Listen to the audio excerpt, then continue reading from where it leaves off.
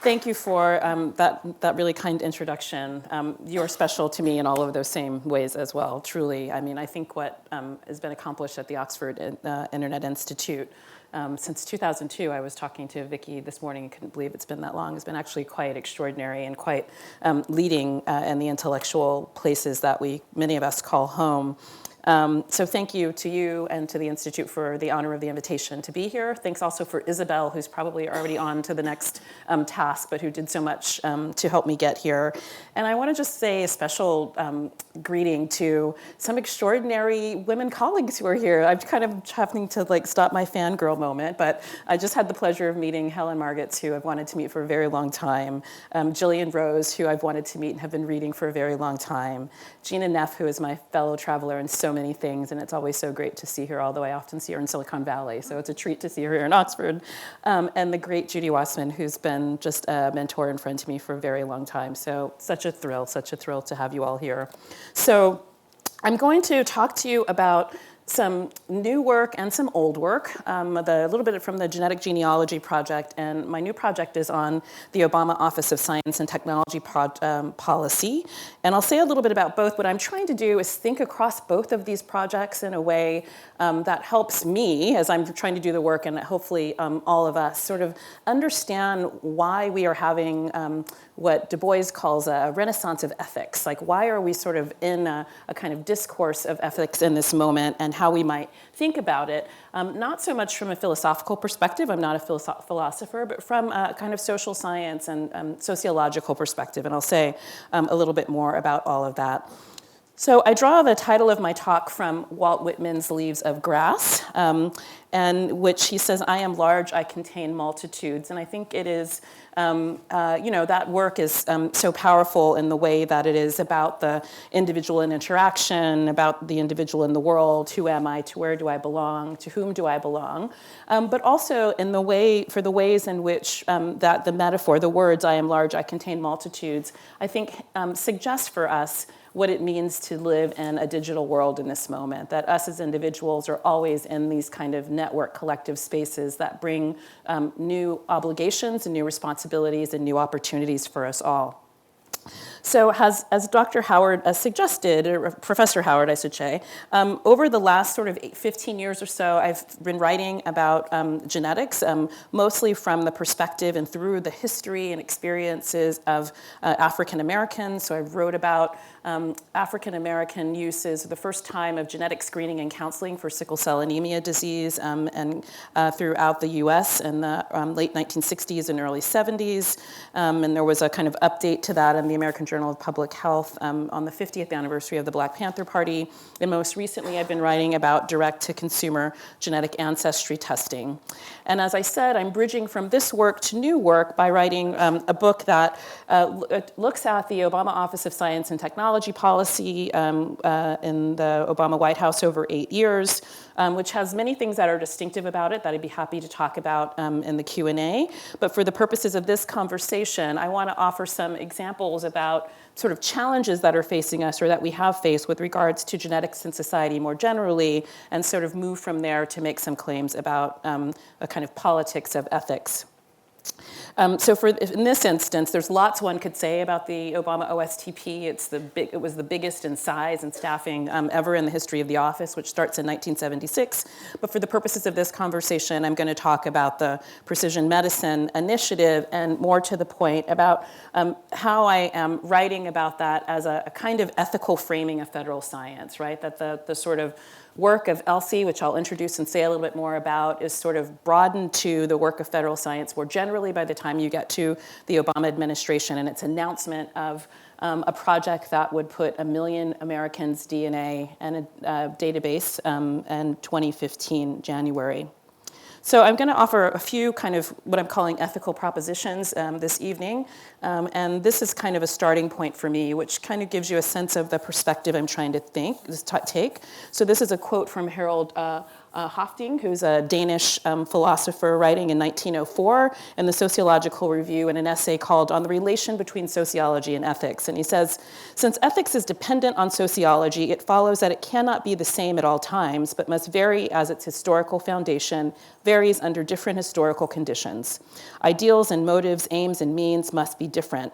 The historical development may lead to ethical turning points or to ethical dilemmas.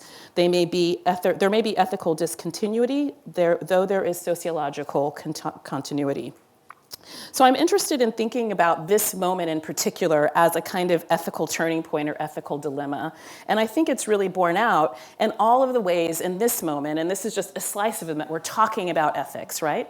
So we've got, of course, your colleague here, Professor Floridi, who's been really a pioneer in this space for a very long time. So writing about networked ethics in 2009, over a decade ago. But then we've got the ethics of hiding your data from the machines, right? What if providing the data will help the company? That's from Wired. Ideas about big data ethics, digital ethics, and the like. Do engineers need a required course in ethics, which sort of suggests that, that the sort of a one-on-one sort of pedagogical experience will sort of have, the implication is it will have an overall kind of ethical transformation in society. There are the op-ed from the Privacy Project, a series of essays in the New York Times. There are no formal rules for what is ethical or even legal in the location data business. That needs to change. Does the data industry need a code of ethics? So these are things that are all familiar to you, and they exist variously in conversations about AI and computer science, the STEM fields more generally. Do you need a code of ethics in Silicon Valley and the like? And so for me, as a sociologist, I'm trying to understand, taking Hastings' gesture as a kind of starting point, what we mean when we're advocating for all of this. And I want to suggest to you that probably in each of these is a different articulation, a definition of what we mean by ethics. So I'm going to show you, and part of it is I want to suggest, because there's been fast-moving changes in society, which we're trying to sort of get a handle on. Arguably, we're also living in a moment, certainly in the United States, and forgive me if too much of my discourse tonight is U.S.-centric, but so much of it is for us in the U.S., I think, about a sense of kind of institutional collapse, or the kind of illiberal politics that I think make us want to turn to ethics as something that will shore up or offer ballast to what seems to be like some institutional confusion in this moment. So I'm going to talk, as I said, a little bit about my work in the social life of DNA, and give you a kind of introduction of direct-to-consumer genetic ancestry testing in the US, which I know has been widely popular here as well for different reasons. But just to give you a scope of the work, in the US, direct-to-consumer genetic testing is estimated to have close to 15 million customers. Most of these companies are proprietarily owned, and so it's hard to actually know. So one has to be a little bit kind of entrepreneurial in how they put the data together. But that's a significant proportion of a significant market. This is an estimate from Nature about the size of the market, estimated to be a $350 million market by the time we get to 2022. So this is a kind of large phenomenon, and it's a large phenomenon of, on the one hand, individuals making investments, 15 million individuals making an investment in the market. But and it's in a lot of the ways that we talk about direct-to-consumer genetic testing more generally, ancestry testing and other testing, is really about the sort of epic journeys of sort of brave individuals who are venturing into their history. So this is some old UK history here. This is from BBC Two from 2004, I think, 2003 actually, a documentary that aired here called Motherland: A Genetic Journey in the very early days, and the market was only just beginning in the United States, and the UK preceded us by a few years, but it was very much the journey of these three individuals and their endeavor to trace their roots, in this case, to the continent of Africa based on very early genetic ancestry testing. I don't know if you guys know this guy. I don't know if they would be brave enough to show him in the UK because it's so ridiculous. So this is Kyle, who is a European American who grew up wearing lederhosen, thinking he was of German descent, does an Ancestry.com test, and he kits out now and finds out that he's Scottish and he should be wearing a kilt instead of lederhosen. And so really, it's about Kyle's individual identity in the sense that it's about the individual. But we knew early on, there were interesting bioethicists writing about in the early days. So this is from the Hastings Center report, which is a Bioethics Research Institute paper from 2004, that these stories that come to us as these individual epic journeys of transformation are always about communities and always about the collective, right? So this is the bioethicist Dina Davis writing in 2004. The risks and benefits of genetic research extend beyond individual subjects. Genetic research can also affect the communities to which the subjects belong. These far-ranging effects raise special concerns for obtaining informed consent, for which there is no simple solution. So, which is to say that 15 years ago, right, and earlier still, there were ethicists and bioethicists who were saying, if we're going to do this genetic stuff, we need to understand that it always implicates more than the individual. And how do we think about that? And so, as we sit in a moment, if we're thinking about, what is the moment of bioethics or genetics ethics for this moment, it was the case that there were indicators, that this might be something that we have to think about. Another example, you might be familiar with these shows, which we borrow from the UK, the direct-to-consumer genetic ancestry, reality television shows. This one, Faces of America, featured Louise Erdrich, who is, she's indigenous, she's Native American from the Chippewa community. And she's an interesting case for these shows because it's the one instance where they show a refusal. So Louise Erdrich, who's a very important novelist, she writes young adult novels, but also literary fiction in the United States, some of you might be familiar with, is told by an elder in her community that she can't participate in direct-to-consumer genetics because it is not hers to give. Yeah? So this sort of sense that there is a kind of communal ethics and communal sort of norms brought to bear on this. So this is important because, as I said, our DNA, an individual's DNA, contains multitudes, right? So the genetic data contains information that can be used in varied facets of society. Genetic data is multivocal. The same data may be used in genealogical, medical, and forensic domains. And genes are omnibus in that they contain many types of information simultaneously. So in my work, I use the social life of DNA in two ways. On the one hand, and my book, The Social Life of DNA, is mostly about how genetic ancestry testing gets marshaled in these sort of social and political projects, as Professor Howard suggested, around racial politics in the United States in particular. I also use it to suggest the kind of circulation or the spillover between sites of genetic analysis, right? Genealogical uses and other domains, forensic, medical, and the like, which is to say that DNA has this kind of circulation, that it has these multitudinal social uses. And I'm going to talk a little bit about the sort of confusion that creates and what we might say are the kind of ethical sort of turning points or dilemmas, to use Hastings' words for this. So we typically think about genetic testing as sort of occurring in these siloed domains. The domains are disciplinary if you're talking about a university. They're also field specific. They can be within disciplines. So in sociology, there are medical sociologists who might work on medical genetics, but it would be criminologists who would be interested in forensic genetics and the like. So we've put around a form of data, right, that has this sort of multitudinous property, these kinds of silos that don't actually contain how it circulates in the world. And so we see how how DNA sort of explodes out of these domains in a few different places, and the ways that different social sites have endeavored to deal with them. Domains and institutions, regulatory schema, and then on the micro level. And I'll say a little bit briefly about each of these. And really the point is to say again, that the sort of ethical conundrums that something like direct-to-consumer ancestry testing brings to us is really not solely on the micro level or on a kind of philosophical level, but exists in this kind of larger plane that Webb Keen, who I'll mention a little bit later, calls ethical life. And I'm trying to sort of take up that scalar way of thinking about ethics in this moment that could be a way to capture sort of all of those headlines that I showed you early on. So those of you who are watching Mindhunter Season 2, if you didn't know it before, will know the story of Dennis Rader, who was the bind, torture, kill serial killer in the US Midwest. So I'm not sure, I'm only like a couple of episodes into Season 2, so I don't actually know where they go with this, so I don't know if they tell you what happens. So I'll tell you what happens with Dennis Rader, which is this. He's sort of on the loose for more than a decade. They have some DNA evidence because he likes to mail things to people on the backs of stamps and things. They have some circumstantial evidence about who he might be. And they think they know who he is, so they think they know who his daughter is. His daughter at the University of Kansas has gone to have a pap smear.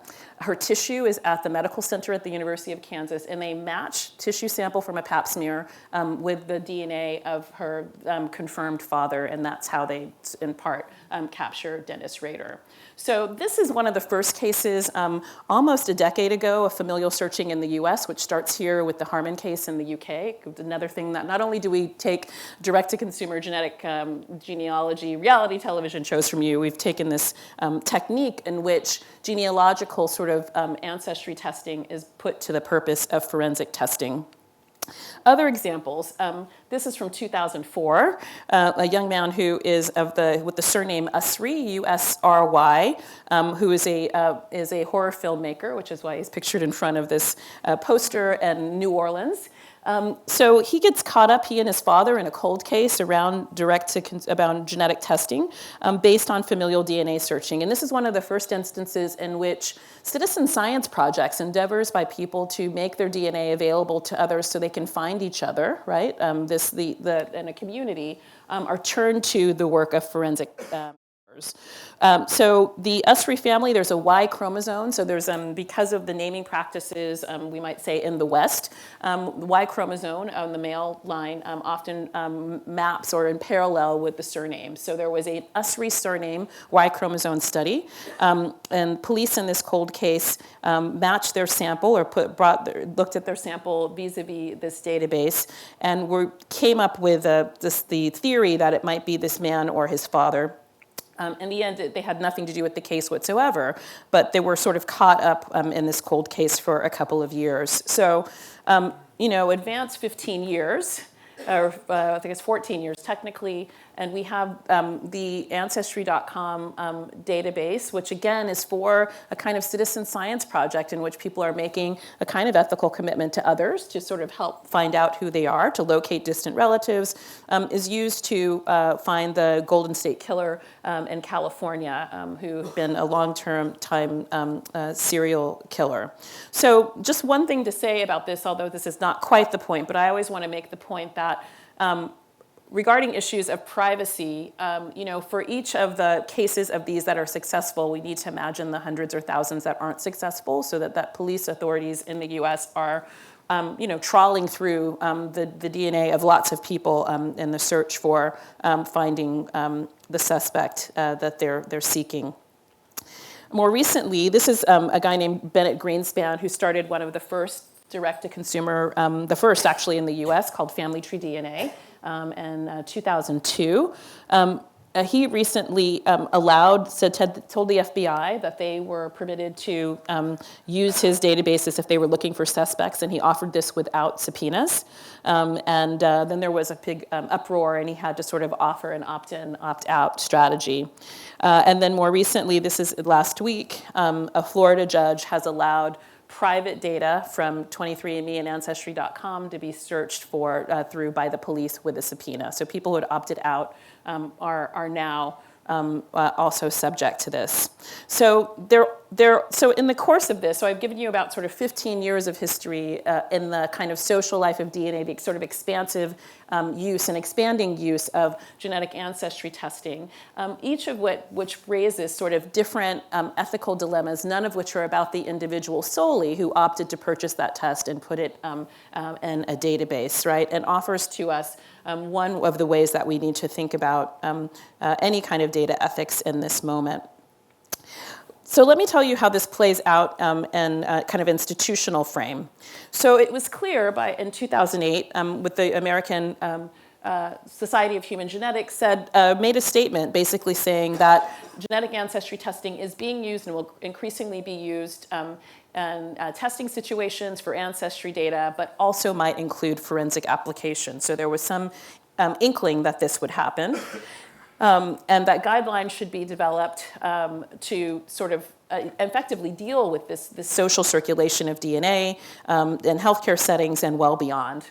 So there was an endeavor in 2014 to do a kind of revised statement that I participated in that really never came to fruition, to make some normative claims about and guidelines about how genetic ancestry testing should be used. And in the end, the American Society of Human Genetics wasn't able to get enough kind of consensus and traction over the sort of ethical and regulatory issues that existed and were growing, as I demonstrated to you.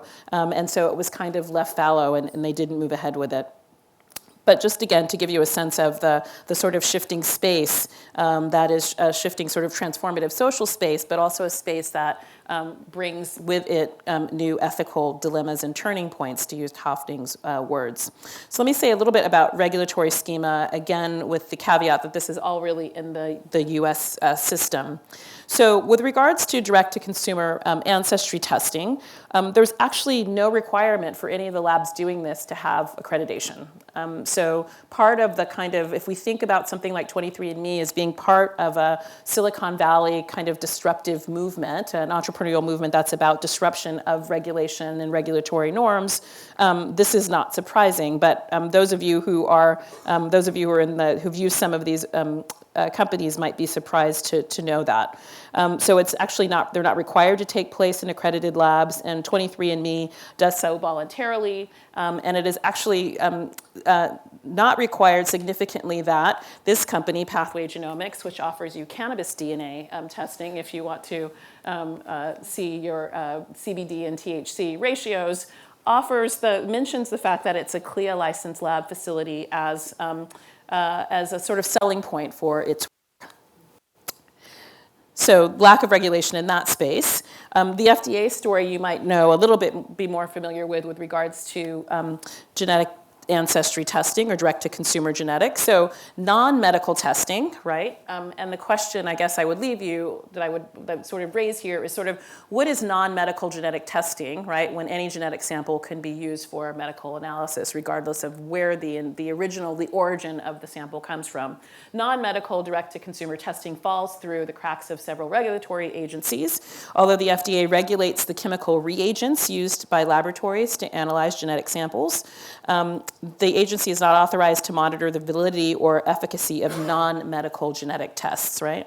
And so this confusion over the sort of regulation of this really is part of the sort of long history, or the short history rather, of 23andMe. So there was a controversy that some of you might have followed, and the late aughts around, the state of California offers a cease and desist order, gives a cease and desist order to 23andMe, wants them to add a physician, wants them to basically act like a medical lab, and in the end, it goes to the federal level.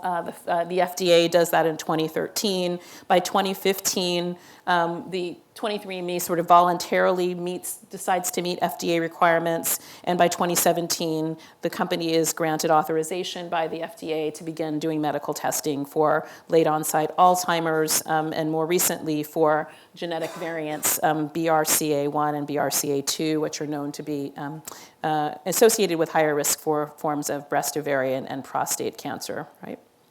So direct-to-consumer testing may supply results that bear on health or genetic predisposition for disease, but there are no required bioethical guidelines and no required genetic counseling. Indeed, like the regulatory frame, because it's not deemed medical, with the exception now of 23andMe over the last couple of years.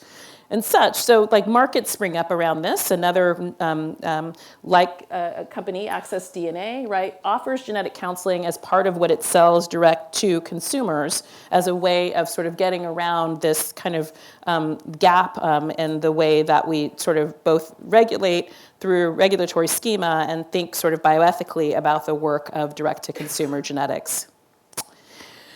So lastly, let me say a little bit about HIPAA and GINA. So HIPAA is the Health Insurance Portability and Accountability Act of 1996, which has been in the headlines in the last couple of days because not unlike what's been going on with the UK, the Wall Street Journal reported a couple of days ago that Google had access to private healthcare data in the United States. And it wasn't known to the individuals whose data they were given. So these are biomarkers, and it's also kind of e-health records, doctor's visits, a full sort of array of data that allows, and also birth dates, names, like it's a fully sort of identifiable data set. And the sort of hue and cry was about whether or not this was going against the HIPAA Act, and Google claims that it's sort of rocking right on the line about that.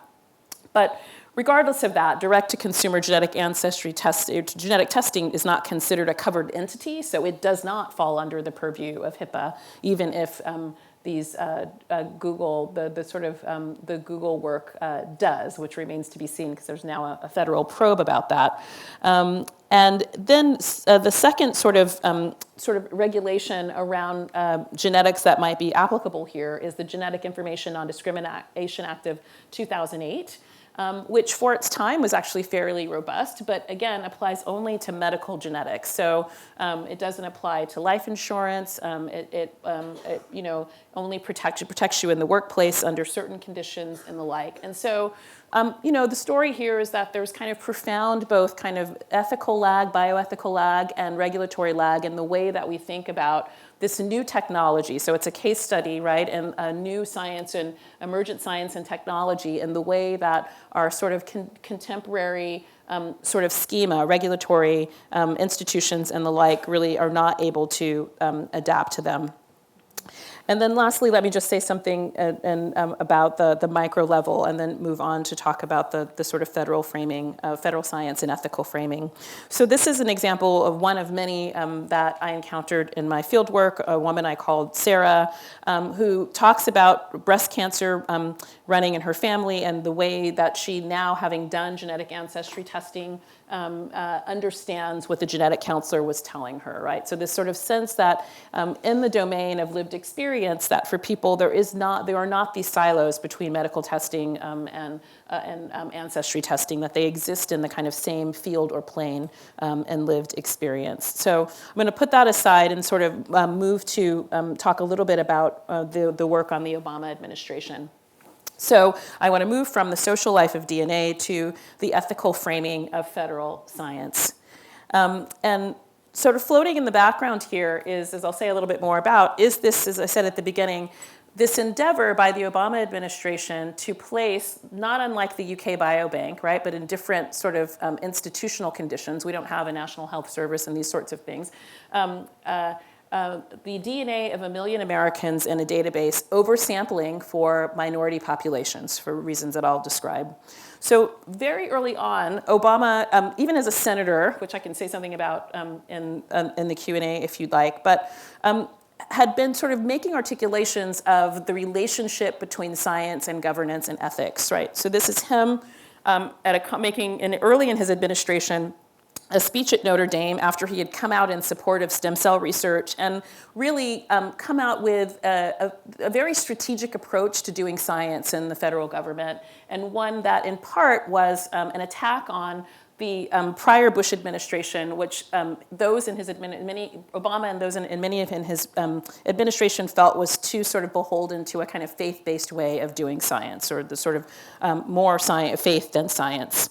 So he goes to Notre Dame, a Catholic university, and makes a speech, and he says, let's make sure that all of our healthcare policies are grounded not only in sound science, but also in clear ethics, and goes on in the speech to distinguish clear ethics from a kind of moral case, making a moral case in science. Late in his term, he goes to Hiroshima. He's the first sitting US president to do so. He does not apologize for the atom bomb, but he says the following: technological progress without an equivalent progress in human institutions can doom us. The scientific revolution that led to the splitting of an atom requires a moral revolution as well.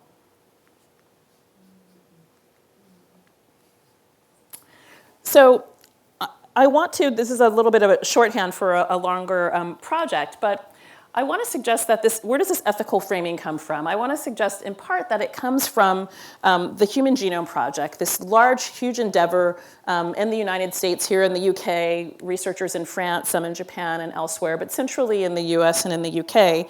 And the establishment of a field called ELSI, Ethical, Legal, and Social Implications, right? So this is from the Archive of the Human Genome News, that the NIH and the Department of Energy in the US decide very early on in the project that, in part, to build consensus around it, and in part to deal with critiques of the kind of overreach of this kind of genetic science, create a kind of new way of, a parallel way of working with this large science project called ELSI.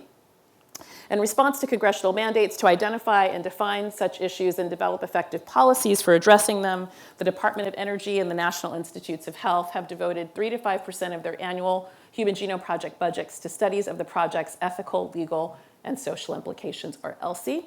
Rabinow and Bennett would call it the largest ethics project in human history. In the end, the Human Genome Project was tens of billions of dollars. And so 3 to 5% of that is, quite a lot of money, particularly for humanists and social sciences working in this field. So what's interesting about this ELSI archive, about the Archive of the Human Genome Project, is the imagination for what it could have been and then what it became, okay? So this is from 1990, when the ELSI project is just being worked out. And you'll see I've highlighted here in bold the things that they thought ELSI, a kind of ethical engagement with this new emergent scientific project, might look at, right? So 1990, almost 30 years ago. Privacy and fair use of genetic information with respect to employers, insurers, direct marketers, banks, credit raters, law enforcement agencies, and many others. The availability of large amounts of genetic information in largely unprotected data banks, the possible discriminatory misuse of genetic information, the wide use, and cautions that the wide use of genetic screening could foster a genetic underclass, leading to a host of new societal conflicts and exacerbating others of long standing.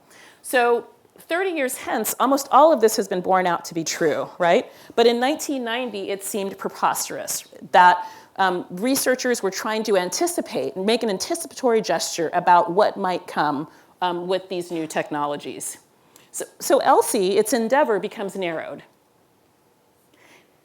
So it becomes narrowed in scope to deal with genetic education, right, which is a way of thinking about the risks of a new genetic technology that really places it back on individuals. So it's your job to be educated about genetics, right? It's not the job of others to be sort of protective or to have guardrails. Privacy and fair use of personal genetic information remains and really gets embodied in that GINA Act I mentioned previously, and genetics in the workplace, that also GINA has some protections for that as well. So the scope comes from being something that if we had, and this is what I mean, I want to suggest about a sort of sociological approach to ethics. Like sort of this could have been how we think about the ethics of genetics. And it would have prepared us, I think, for much of what we are seeing in the direct-to-consumer genetic market, right? It wouldn't have been regulatory lag. It would have been sort of anticipation of things to come in a way that were rooted in an understanding that there are dimensions of power here, that the criminal justice system might be involved, and that genetic data, has this sort of multitudinous effect. All right, so the scope narrows to be narrower than what was proposed, but the use of ELSI expands, right? So you go from the ELSI of the Human Genome Project to the ELSI of synthetic biology, the ELSI of nanotechnology, and now the ELSI of everything. So even outside of science and technology. So as Rabinow and Bennett say, mechanisms created under the auspices of the Human Genome Sequencing Projects, the Ethical, Legal, and Social Implications Program, or ELSI, subsequently became the norm for bioethical engagement with the life sciences, both in the United States and Europe, right? So ELSI becomes the way that we do ethics, bio and otherwise, around federal science. And it gets, I'm going to say, by the time you get to the Obama administration, really embodied in the way that they even understand that they have to present a new moonshot project, like the Precision Medicine Initiative. So this is President Obama at the State of the Union address in 2015, Tonight, I'm launching a new precision medicine initiative to bring us closer to curing diseases like cancer and diabetes, and to give us all access to personalized information. The personalized information we need to keep ourselves and our families healthier, right? So on the one hand, there's this sort of health endeavor. On the other hand, right, it's laying claim, and I'll say a little bit more about this, to the sort of role of the individual and the individual data in this project. So in brief, it's a research endeavor to understand how a person's genetics, environment, or lifestyle can help determine the best approach to prevent disease. This is from the NIH website, with a short-term goal of expanding precision medicine and cancer research in particular, and a long-term goal of bringing precision medicine to all areas of health or healthcare on a large scale. But in order to do this, and in order for Obama to announce to the world that he was making this $215 million investment that would be also supported by billions of dollars from the National Institutes of Health, a couple of things had to happen. That they needed to overcome citizen skepticism related to the history of scientific catastrophe, like the US Public Health Service Tuskegee syphilis experiment, the atom bomb, and experimental abuse. They had to establish some ethical regulations, and they had to generate perception of ethical forethought, this sort of sense that the Obama administration had thought about what could go wrong as they were forging ahead with this new moonshot project. So I won't be able to talk about all of this, but I'm just going to, but I'm happy to fill in the dots as in our conversation. So. A couple of weeks after Obama makes this presentation, he does an event in the East Room of the White House, in which he is sort of trying to do this kind of ethical gesture, right? So the ethical framing is both a kind of institutional framing that brings Elsie to the work, but Obama as a person is also very much engaged in a kind of ethical performance around the Precision Medicine Initiative. We've got to figure out, how do we make sure that if I donate my data to this big pool, right? So he's putting himself in the shoes of an American citizen, that it's not going to be misused, that it's set up a series of structures, right? So Obama, as a senator, is engaged in trying to move forward. He's the co-sponsor of a bipartisan act that was a Precision Medicine Act in 2006.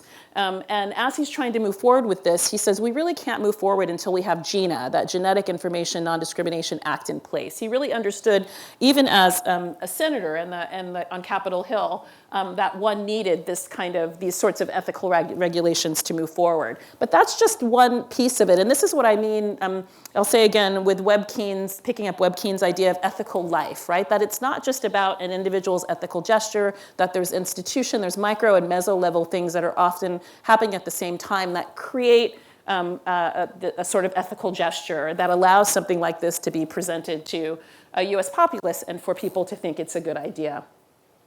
So part of how they do this is to create privacy and trust principles, which in some ways remind me of Silicon Valley. There are a lot of people working in the Obama OSTP who come from Silicon Valley, and we can imagine sort of Facebook having something called privacy and trust principles. It might be called exactly that, on its website or in some earlier iteration.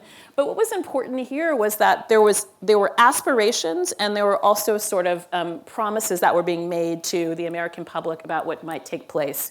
So you can see the categories here: participant empowerment through access to education, data sharing, access, and use, which is a large part of the Obama science strategy, data quality and integrity, also a large part of that work, transparency, respecting participants' preferences. So this was one of the tricky things in which people were being promised that scientists would report out to them their data and the implications of their data regularly through the work that was happening in the Precision Medicine Initiative.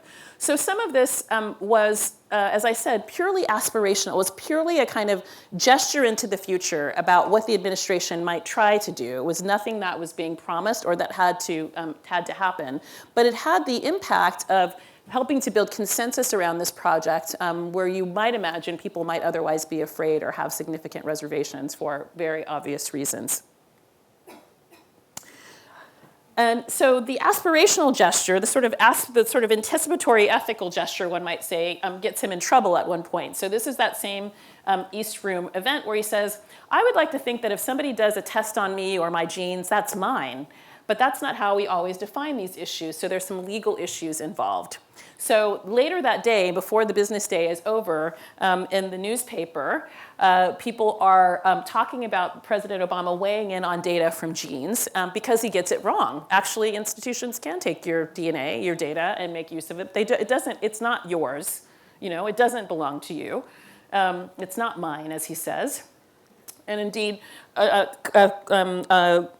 Harvard Law School friend of his, colleague of his, a guy named George Contreras, who teaches in the law school at the University of Utah, would write this piece in Nature Biotechnology. US courts have repeatedly denied individual ownership claims over data derived from their cells and tissue. Just imagine the chaos that would ensue if each of the 1 million participants in the Precision Medicine Initiative could claim ownership over discoveries that were made after large pools of DNA were analyzed, right? So the ethical framing is really about a sort of sense of what they think people, the Obama administration or Obama as a person, understands that people want and want to be told, right, in order to build consensus about this, not actually the sort of to the letter kind of regulations that are put in place. So All of Us is the sort of project of the Precision Medicine Initiative. It's the 1 million person enrollment project. You can see from the way that it represents itself that it's meant to be diverse and, in fact, actually, as I mentioned earlier, oversampled for communities of color. It also encourages open data sharing. As I said, volunteers will be given access to their health information. These are some other representations of the All of Us program. So it's a kind of, in some ways, if those of you who know the history of the Human Genome Project, it's that kind of composite kind of representational strategy kind of scaled up in, I think, an interesting way.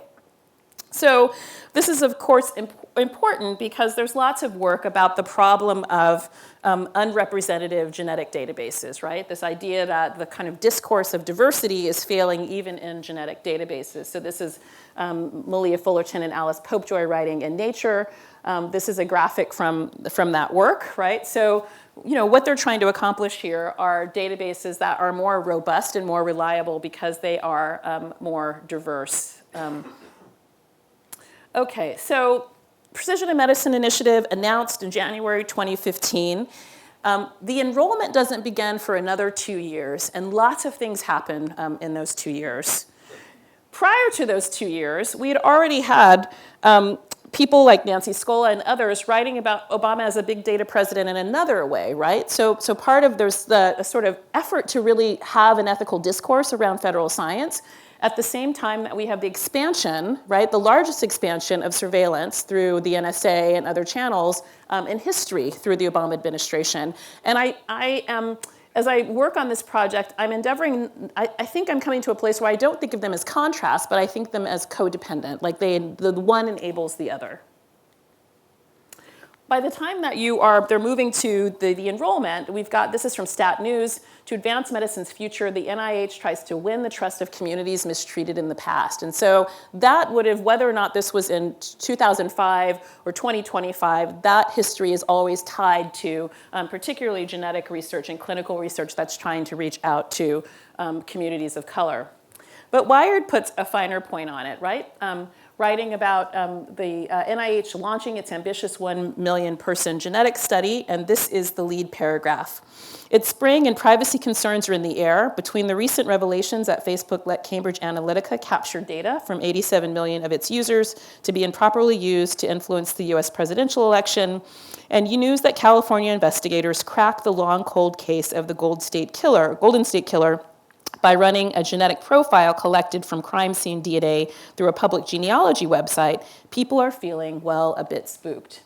So this Precision Medicine Initiative, right, it's the sort of ethical life of it exists in a world that's not only about genetics, that's about genetic ancestry testing, and that's also about the sort of personal data controversy vis-a-vis Facebook. And so what I'm trying to offer is that we need to think about a kind of a digital ethics that can take all of those things together and understand how in lived experience, people understand the Cambridge Analytica scandal to have something to do with the Golden State Killer, to have something to do with why they may or may not participate or enroll in this work. This is the Washington Post, also from May of 2018. NIH seeks health data of 1 million people with genetic privacy still an issue. So, as I explained to you, so ELSI, the ethical, legal, and social implications, had a really capacious idea of what a kind of ethical frame about genetics might possibly be. And then the scope gets narrowed even as ELSI becomes widely institutionalized throughout federal science in the US. It's also the case that this is Langdon Winter, who is a scholar of science and technology studies scholar, that as that happens, that capaciousness gets lost, and I think a lot of the courage of that could have existed for a kind of ELSI ethics frame is also lost. So Langdon Winter is here testifying to the US House of Representatives, a committee on the social implications of nanotechnology, and he says, there's a tendency for those who conduct research about the ethical dimensions of emerging technology to gravitate towards more comfortable and even trivial questions involved, avoiding issues that might become a focus of conflict. People in bioethics rarely say no, right? So what I want us to imagine, and I just have a few more slides to wrap up, is what would an ethics, a digital ethics look like that left open the possibility that sometimes the ethical response is to say no, right? If we think about all of those headlines that I began with, the implication there is that one can't say no, and that one is trying to use ethics to sort of put some containers around something that's sort of potentially run amok. So, what I've been trying to think through with others, so we've got a project at the Social Science Research Council called Anticipatory Social Research, in which we're trying to do a few things. But for tonight, this is my particular gloss on it, but I want to acknowledge both that workshop on anticipatory social research and also David Banks, who's been working with me on this. I want to make an ethical proposition, one about anticipatory digital ethics, and I want to offer that it has sort of 6 or 7 kind of aspects. One, and this is Webb Keane, who I mentioned, and I highly recommend to you his book, Ethical Life. It's Natural and Social Histories. He's an anthropologist, and he's an ethnographer of Southeast Asia. But this is his endeavor to really do some synthetic work that thinks about the sort of ethics more generally. So I want to suggest that an anticipatory digital ethics is scalar and understands that ethics is not just about you or me as individuals, right? That it has something to do with us as individuals, has something to do with a meso level of interaction, face-to-face, in institutions and communities that can be taken. So for him, he says, ethical affordances are those features of human psychology, face-to-face interaction, and social institutions that can be taken up and elaborated in ethical projects, right? So really asserting that ethics is socially embedded, right? And it's socially embedded at many scales. And if we want to think about, again, going back to those headlines, what we're talking about when we're talking about ethics in this moment, I want to suggest to you that we want to identify what scale it's existing on and what sort of dimension or valence we're actually talking about. An anticipatory digital ethics, of course, has a kind of temporal cast, right? So Keane wants us to remember that that ethics change over time, right? That ethical life does change. It's gained and lost. It's oriented by some sense that history has, or at least could have, a direction, right? And that direction is not always progress or progressive, right? There could be kind of, we could be losing traction with regards to ethical life as well. Aspirational. This is a quote, not to make any of you are these undergraduates or graduate students? Some undergraduates, I'm not sure. Not to make you feel bad, but in 1898, when Du Bois was writing his senior essay for William James, it was entitled The Renaissance of Ethics, and he says the following. And it's in a wonderful archive at the Beinecke Library at Yale, in which William James is writing in the margins back to him about his essay. It's fantastic. Du Bois says, given a universe with 2 possible futures, and the question becomes to each individual, how much difference, and these are his diacritical, will it make if this be tomorrow's universe rather than that? In other words, the great question the world asks is, how much better is the best possible universe I can help make than the worst possible universe? Or in the words of our friend Kate Crawford, who we were just talking about, who's an AI researcher, we are beginning from the wrong direction if we ask, right? What kind of technology is going to help fix this problem rather than how do we want to live? That an anticipatory digital ethics is engaged in the social, right, toward a goal of a common good with an eye to both individual and collective harms, individual and collective benefits, right? And the understanding that these might be in tension with one another, right? So what might be sort of ethically efficacious for the individual or the community might be in tension. And lastly, it's my last slide. So anticipatory, with an eye to both unintended and unexpected uses of data and digital detritus. And so I know that there's probably lots of debates about, big data ethics and digital ethics, and so I'm not an ethicist, so I'm less engaged in those. But for me, data is something that is often more purposeful and intentional, like one is creating a database, as opposed to the issue that we face now are forms of data that are not created deliberately, right? That are then still part of our ethical life and are used in ways that make us have to reckon with them. An ethics that is attuned to power.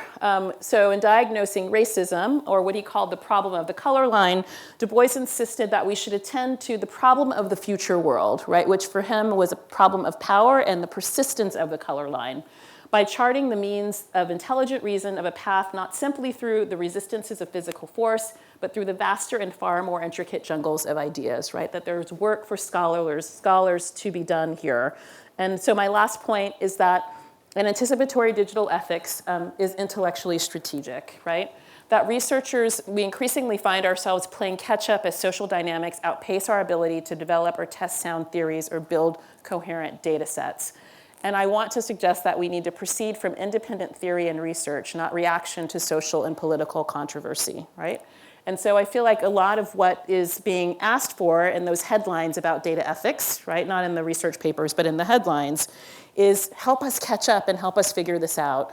And I think it really falls upon us as researchers in particular to really be ahead with our theory and our thinking and not always just be responding and reacting to social phenomenon. So with that, I am happy to have conversation. Thank you very much for your time.